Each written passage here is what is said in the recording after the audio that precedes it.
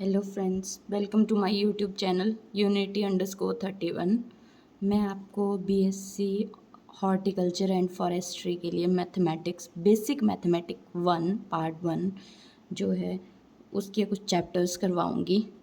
First chapter है आपका complex number. ये आपकी बुक है और ये आपका फर्स्ट चैप्टर है complex numbers. Complex numbers first of all, जैसे कि हमें चैप्टर के नाम से ही क्लियर हो रहा है कॉम्प्लेक्स नंबर कि कॉम्प्लेक्स नंबर्स क्या होते हैं। कॉम्प्लेक्स क्या होता है? Complex means combined. कॉम्प्लेक्स का मतलब क्या होता है? कंबाइंड। ठीक है, कंबाइंड मीन्स क्या क्या कंबाइंड, जो जो अलग अलग हैं बट एक साथ हैं। For example, real plus imaginary numbers. Real plus imaginary numbers. Real number कौन से होते हैं? रियल नंबर्स होते हैं आपके natural number, odd number, even numbers, positive numbers, integers. Integer में आते हैं आपके पॉजिटिव इंटीजर, नेगेटिव इंटीजर्स, और आते हैं आपके कंपोजिट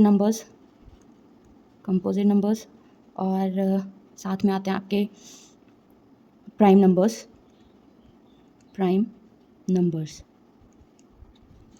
और रैशनल नंबर्स, इरेशनल नंबर्स। ठीक है, ये सारे क्या हैं आपके रियल नंबर्स। रियल मीन्स जो हमारी वास्तविक में है, जो नेचुरल है और जो हमें पता चल रहा है कि पॉजिटिव है, नेगेटिव है, या प्राइम नंबर है या रैशनल नंबर्स है। ठीक है, इमेजिनरी जो हमारी सोच में है, जैसे √-3 हमने रियल नंबर्स पढ़े हुए हैं। 1 2 3 +1 +2 -1 -2 p/q की फॉर्म में जो होते हैं, जो फ्रैक्शनल नंबर्स होते हैं। ठीक है, और इमेजिनरी नंबर्स जो हमने हमेशा अंडर रूट वाले क्वेश्चन तो किए हुए हैं कि रैशनल नंबर है या नहीं है, बट -√3 के बारे में हमने नहीं पढ़ा है क्योंकि वो हमारी इमेजिनेशन में है। तो इन दोनों को मिला के क्या बनता है? रियल और इमेजिनरी को जब भी हम मिक्स करते हैं तो हमारे पास बनते हैं कॉम्प्लेक्स नंबर्स। जैसे आपने देखा है ना कि शॉपिंग मॉल होता है, और शॉपिंग मॉल में जो है बहुत सारी, जब हम शॉपिंग करते हैं तो हर मतलब उसमें हर चीज़ प्रोवाइड होती है। कपड़े भी वहीं पे मिल जाते हैं, ग्रॉसरी भी वहीं पे मिल जाती है, मतलब सब कुछ वहीं पे मिल जाता है ना।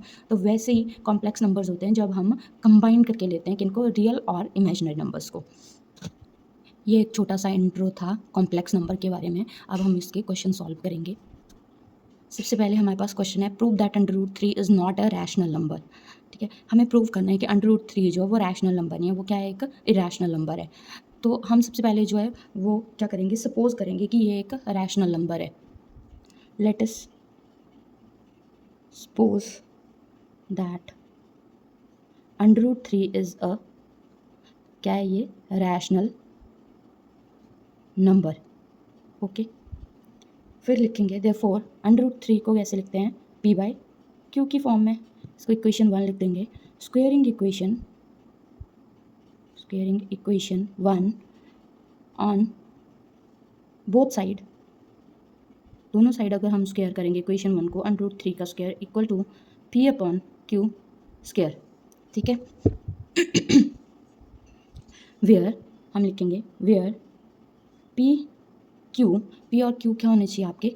बिलोंग करने चाहिए इंटीजर। ठीक है, इसको बोलते हैं बिलोंग्स टू इंटीजर। q जो है वो नॉट इक्वल टू 0। ठीक है, अगर हम q को 0 ले लेंगे तो वो इन्फिनिटी हो जाएगा, और इन्फिनिटी को हम सॉल्व नहीं कर सकते हैं। एंड p और q का कॉमन फैक्टर को प्राइम नंबर होता है 1। ठीक,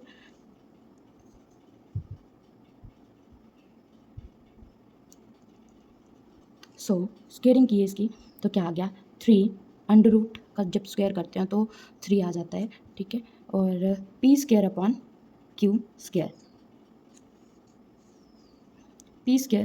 क्रॉस मल्टीप्लिकेशन कर देंगे, क्यों यहाँ पे 3 के साथ मल्टीप्लाई हो जाएगा और p जो है वो इस साइड ही रह जाएगा। तो p² equal to 3q² equation 2।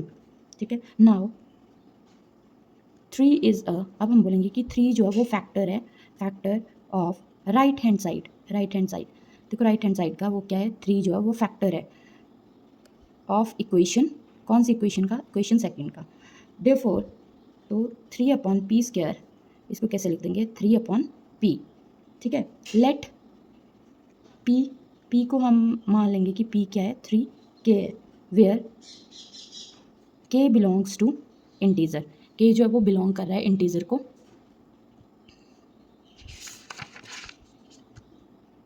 तो अब हम लिखेंगे फ्रॉम इक्वेशन, p की वैल्यू पुट कर देंगे, put the value of p in equation, कौन सी इक्वेशन में, इक्वेशन 2 में, ठीक है। ये आपकी 2 equation, p² equal to 3q²। तो p की वैल्यू पुट कर दी तो 3k² इक्वल टू 3q², कितना आ जाएगा, 9k² इक्वल टू 3q², ठीक है। तो हमारे पास अगर हम इसको सीधे करके लिख दें इक्वेशन को, तो 3q² equal to 9k², where q² equal to 3 को अब हम यहाँ मल्टीप्लाई में है तो नीचे जाके वो डिवाइड में चला जाएगा, 3k², 3 से 3 कैंसिल हो गए तो क्या आ गया, q² इक्वल टू 3k², ठीक है। ये आ गई आपकी इक्वेशन थर्ड। अब हम बोलेंगे कि नाउ 3 इज अ, क्या बोला अब हमने, कि नाउ 3 भी क्या है, 3 is a factor of right hand side of equation 3, ठीक है। सो देयरफॉर 3/q², अब हम लिखेंगे therefore 3 is a common factor of p and q which is contradict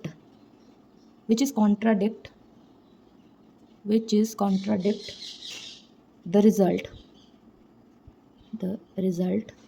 p q equal to 1, जो कि हमने लिया था कि p और q जो है वो 1 है, पर उनका कॉमन फैक्टर क्या आ रहा है, 3, और इसके जो √3 के, देयरफॉर आवर जो हमने सपोज किया था, सपोजिशन इज रॉन्ग, ठीक है।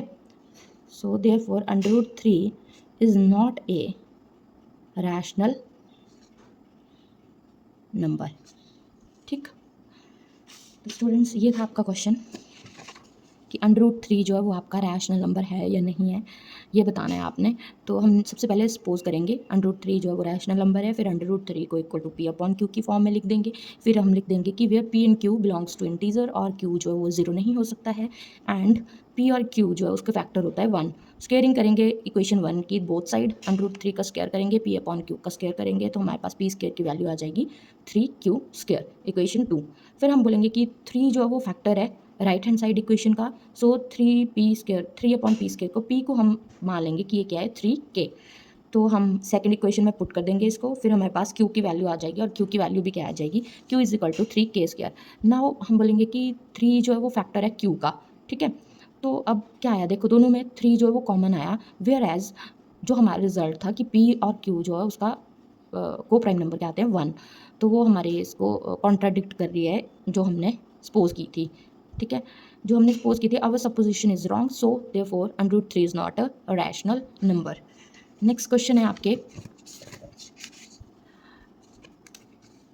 ये देखो आपके पास क्वेश्चन दिए हुए हैं, prove that √2 is not a rational number. आपने सॉल्व करना है ये वाला क्वेश्चन, और show that √5 is not a rational number. ऐसे ही करना है जैसे ये वाला क्वेश्चन किया, वैसे ही करेंगे, फिर आपको नहीं आएगा तो आप मुझे बता सकते हैं। Thank you.